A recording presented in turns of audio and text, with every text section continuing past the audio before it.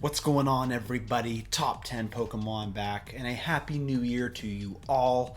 I anticipate that 2025 will bring great things for the Pokemon TCG. We certainly are starting off with a bang with Prismatic Evolutions, followed by the newest Team Rocket set, so very exciting times ahead of us. So if you recall, a year or two ago, I made a series of videos which I titled the top 10 worst Pokemon card investments from the year 2020. Now, I had made 3 of those videos, so 30 cards total that absolutely plummeted from 2020 until the day I made those videos. So I thought I would go back to those videos and review those cards and see if any of them came up, if any of them have increased in value since then. And I can safely say that I found 5 only 5 cards out of those 30 that have plummeted, or that plummeted from 2020, that have made a significant increase in value since then. So we're going to go over 5 of those cards. We're going to go over the card, the grade, the prices that they were selling for versus the prices they're selling for today. Look at the population for each of these cards. So yeah, before I get started, please be a subscriber and help me get to 30,000 subs. We are so close. And don't forget to give the video a like, and if you want to support the channel, use my eBay affiliate link if you make any purchases. It's of no cost to you, and it helps me out tremendously, so thank you so much in advance for doing that. So let's get started off with the first card that has increased substantially in value over the past year or two, and that is the PSA 9 Base Set Unlimited Charizard. Folks, this card was the poster child for Pokestonks, crashing probably the hardest out of all of those cards. It used to sell for $5,000-$6,000 back when the 2020 mania was happening, and it had bottomed out at about $940 for a PSA 9 copy.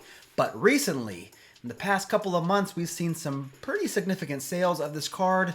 Here's one that sold for $1,350, and then we saw another one sell for $1,375, and then another one after that also selling for $1,375. So ever since the crash of this card about a year or so ago, it has since increased about 46% in value. And if we look at the current population of this card, it has 8,001 PSA 9 copies, which kind of seems like child's play anymore with the current cards that are in the market, the Pikachu Van Gogh promos, the Umbreon VMAXs that have tens of thousands of PSA 10s. Maybe not the Umbreon VMAX, but definitely the Pikachu Van Gogh promo is really up there, and it's also increasing in value. So yeah, the PSA 9 base set Zard, it's up 46%. What do you think? You gonna pick one up? Let me know. Speaking of base set unlimited, the second card on our list today would have to be the PSA 9 base set unlimited Raichu. That was once selling for about $61 in its not so prime days. Since then, we have seen numerous sales of this card. Here's one for $112.50, another one for $113.50, another one for $115, another one for $117. So this has been very consistently selling for around $115-ish over the past several weeks. So we are looking at a 92% increase on the value of this PSA 9 card. And this PSA 9 currently has a population of 2,417 copies, which is a mere fraction of the amount that the PSA 9 Charizard has. But yeah, a 92% increase for a PSA 9 WotC Unlimited Holo. Not too bad. On to the third card that has increased pretty substantially over the past year would have to be the PSA 10 First Edition Jungle Pikachu. Folks, at one point this card was soaring high, much like a few others on our list. But when it bottomed out, it was selling for around $127 as a PSA 10. More recently, this card has been going for over $200. Here's a sale for an even $200. Here's one for $207, another one for $227.50, which would be about a 79% increase from what it was just a year ago. And this card has a population of about 3,164 PSA 10 examples. And I think this was always the card that represented the Pikachu we saw in the anime, the Pikachu we grew to know and love. Compared to the base set copy, which is a little bit of a different design. This one here is what really what we think about when we think of like a rookie Pikachu. And I feel that 3,164 PSA 10s doesn't seem like a whole lot anymore. It used to be astronomical a few years ago, and today it's like, yeah, like I said, population isn't what it used to be. So this is the number 3 card that has seen a significant uptake in value. All right, let's take a break from the vintage cards and look at a modern card, as in this holographic Mew from XY Evolutions. This card at one point was selling for a measly $75, and I told y'all to pick it up back then. This is the one card on our list I did tell you you need to invest in.